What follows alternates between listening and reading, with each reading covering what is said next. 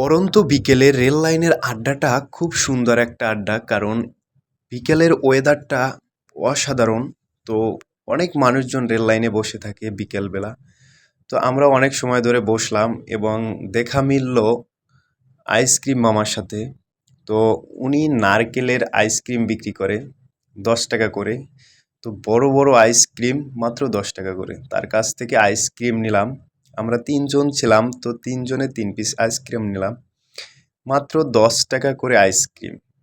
এই নারকেলের আইসক্রিমগুলো হয়তো ছোটবেলা খেতাম গ্রামগঞ্জে বসে, কিন্তু এখন আর এগুলো পাওয়া যায় না, আর এগুলো এখন আর খাওয়া হয় না।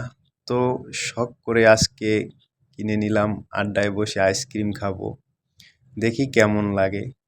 রেল লাইনে বিকেলের টাইমটা এত সুন্দর একটা টাইম, অনেক লোকজনের আড্ডা বসে যায়। তো খুবই ভালো লাগে।